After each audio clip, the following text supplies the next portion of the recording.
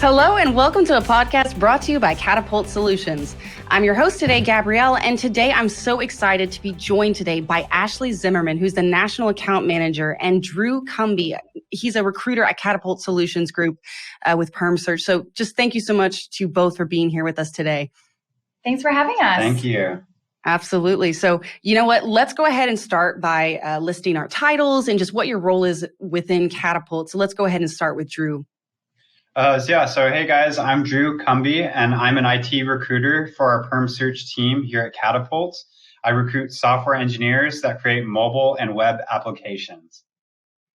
Wonderful. And Ashli? Yes, I'm a national account manager and also a senior recruiter here at Catapult Solutions Group. I focus primarily on professional services, which we consider things such as sales, HR, and managerial level and above positions. Wonderful. So it's going to be great over the course of this conversation to hear both of your perspectives from two of your respective buckets of work. So, from a recruiter's perspective, you always want to be looking out for a candidate's best interest, right? And that includes negotiating when there's a need to negotiate. And, I'd like to ask, how can recruiters actually help candidates navigate negotiating during perm search to make sure that they're getting their needs met appropriately and they're not getting taken advantage of? Drew, could you start us off? Yeah, sure. So I think it's all about transparency. It's so important to be transparent upfront, whether it's regarding compensation or any other caveats to the role, so that I don't waste the candidates or my time. And so, if there's anything that could be potentially a deal breaker, I always come forth and say, just from the get-go, look, this position's on site, something like that. Typically, I work remote roles, but I would want to bring that caveat forward ahead of the game. So that way we know exactly what the expectations are and that we don't waste anybody's time. And so with that, we also ask about the top 3 factors that go into play when a candidate is making a decision with 2 roles. So what I do is like a thought experiment. And so, with that, I ask them, well, look, if you had 2 offers that are, say, remote and meet, these needs, what would make you choose one role over the other? And so we're able to have these conversations and really get an idea of what gets a candidate out of bed in the morning. And so once we have that information through transparency, we're able to figure out, hey, is this a role a good fit for you, and vice versa? Absolutely. Getting to the root of what drives you to go to work every day, what you enjoy and what you're looking for is very key. So I like that idea of a thought experiment. Ashli? Yeah, like Drew said, transparency is one of the most important factors, when it comes to being a recruiter, because in my experience, each position, each type of industry that, you're working in, the candidates that work in said industry, their outlook on their work-life balance, or maybe they have children at home, or maybe they're, just someone who's really, really money hungry. You have to really understand those things before you can effectively present them to a client, in my opinion. And one thing, I work on a lot of like director level type positions, and with that, it sometimes comes with, families, and benefits are very important. And understanding kind of what goes into a total compensation package can often help us guide the candidates and our clients into which way, the candidate may be leading or leaning. For example, if one position offers really, really great benefits, it's remote, and the salary is just okay, the benefits might be the most important factor. So they may be willing to take a little bit of a salary cut in order to get good benefits for their family. Or if they don't have a family, they're going to want to see the higher salary. So it's really just understanding that and then being able to bring that to your client and say, hey, if this is the person that you guys are wanting to hire, here's what their expectations are, here's where they have some flexibility, and here's where it's a non-negotiable. And just being upfront about that information to save everyone the time and effort. And it's a lot less back and forth at the end of the process. Absolutely. And, so the theme here is transparency between Drew and Ashli. And that transparency can only be achieved through that communication and knowing the full benefits that are made available to them. And that total compensation, understanding the total compensation package, as you were saying, Ashli. And that really provides that transparency that people will be looking for. and saves time, as you were saying. Absolutely. And on top of that, we're able to provide insight, internal insight. Hey, is this a competitive offer? And be able to compare that with other offers. Let's say we're hiring for the same client and there's multiple roles. We're able to say, hey, this is the best offer I've ever seen, or hey, maybe we can do better. And of course, we have every incentive to look out for the candidate's best interest, being in perm search, and get them to where they need to be. So. Absolutely. You have that outside perspective that really helps that search. And, in what ways can candidates determine that they're a right fit for the client and vice versa? Like you spoke a little bit to that. So it's just having that transparency, but are there any specific factors that go into that? Ashli, would you like to start us off? Yeah, sure. So I think that the biggest thing that we're seeing now is a combination of a few things, right? Work-life balance, mental health awareness, and diversity and inclusion are probably the top three things that I would say make up a company's initial culture that they put, out to the world. And that's something that I would say a lot of candidates ask first and foremost is, hey, is this a hybrid position? Is this on-site? Is this, standard 40 hours? And something that, may often be a deal breaker, or I'm actually hearing now that people are wanting to go back on site. They've been remote, for 2.5 years, and they're saying, I'm ready to get back and interact with people. And that really contributes, in my opinion, to a company's culture. Among other things, obviously, you have to have the right policies and procedures in place to be a functioning and, positive work environment. But when it comes to people really, understanding the full package and being the right fit for a company, it comes right from, their interview process. Are they being clear and concise about the expectations? Are they taking a really long time to give you feedback? Are they, telling you one thing and then their actions during the interview or the, what they bring up during the interview is something different than, what they told us. So it's really that like synergy and partnership that they put forth, not only to us as recruiters, but also to the candidates when we do get them into the interview process. I think that is like kind of the first mark that tells a candidate if they're, a good fit. And then I always like to tell candidates, hey, if you are a little bit unsure about if it's going to be the right fit for you, I encourage you to ask the interviewer, why do you enjoy working for this company? And then that way you have a firsthand example or a firsthand success story, from someone who's in a position that they are a decision maker.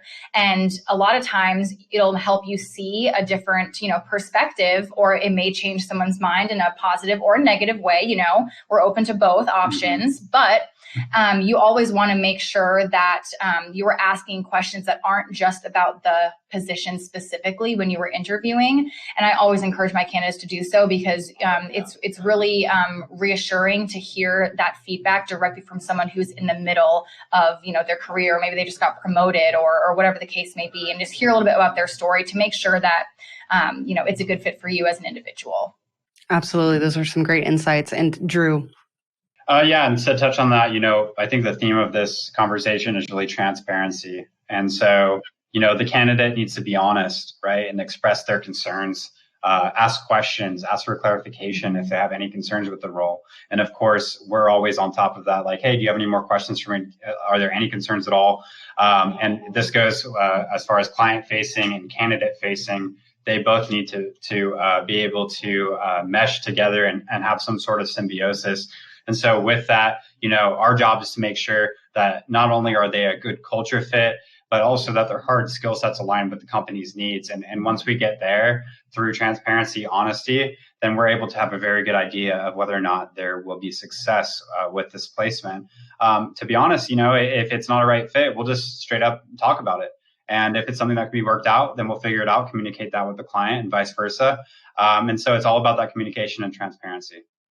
Absolutely. And that just really, that communication pathways, the transparency, finding out what the work-life balance was, as you were saying, Ashli, diversity, inclusion policies, finding out that whole package really determines the work culture. Do I want to work there? And then, like Drew was saying, just ask questions and get clarification because you're the one that's going to be working there. And it's a two-way interview, right? They're interviewing you, but you're also interviewing them. You want to be happy in your position to provide your best work. So those are some great actionable ways to do that.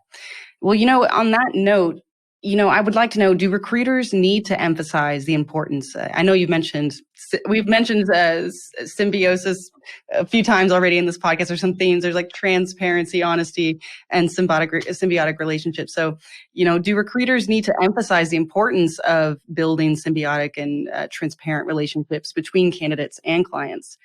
Ashli, would you like to start us off? Yeah, sure. So something that I think, our team here, the perm search team, does a really, really great job of is setting expectations from the first conversation, especially when we know that it is a candidate's market, and we know that, there's a lot of recruiters calling a lot of candidates. So one thing that we always, try to start off with saying is, hey, listen, like, I'm here to be a partner to you.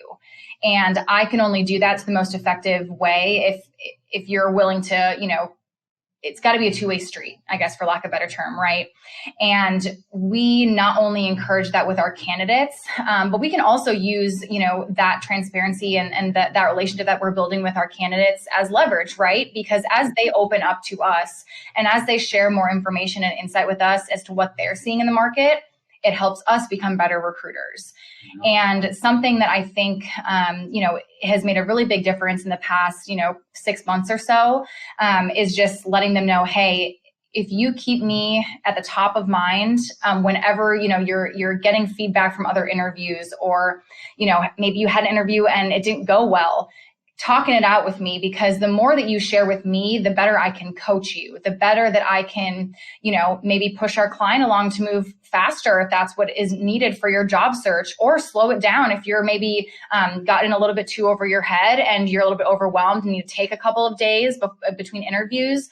We have the ability and the skill level to do that, and the relationships with our clients to do that if it's necessary. And it goes, the same way with clients. The reason that we have such a remarkable reputation within a lot of our longstanding clients is because we are forthcoming with information, and obviously because they see it from a operational, like a corporate side, and we see it from a people side in a lot of instances. So being able to let them know, hey, here are your expectations, but from what my recruiters are seeing and what they're talking about with these people that you're trying to hire, they contradict each other. So we've got to meet halfway, or we've got to make a change here in order for it to go better for both parties, and for, to cross the finish line for the candidates and get them what they want, but also so the client can stop having to interview people and they can get to work. And Drew, what are your perspectives on this? My perception on it is, of course, recruiters definitely need to emphasize the importance of symbiotic relationships between candidates and clients. And really, I think any relationship should be symbiotic, because that's what, literally everybody's winning. Everybody comes out on top. And so in the real world, all relationships ideally should be symbiotic and transparent, because it saves people time. And it's basically putting people in the right place where they need to be, whether you're the client hiring candidates or you're the candidate working for a client. So with that, yes, it's extremely important. It's actually paramount. And a recipe for success in this case would just to be transparent and symbiotic in any way that you can. We talk about symbiosis. There's also, as far as relationships, there's also parasitic relationships. How long is that going to last? So at the end of the day, that's actually key is symbiosis as well as transparency throughout this whole process. And I've found that in today's market, we have, recruiters, not at our company, but we have recruiters that go out there and they are not transparent. They don't talk about compensation up front. They don't talk about these things.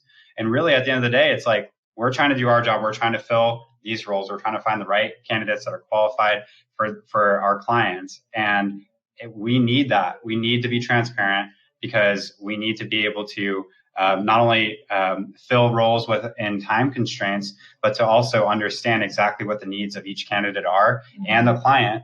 If the client wasn't transparent with us, right, there's going to be some communication issues there. So anyways, any relationship that we have, it's absolutely important to have both transparency and symbiosis.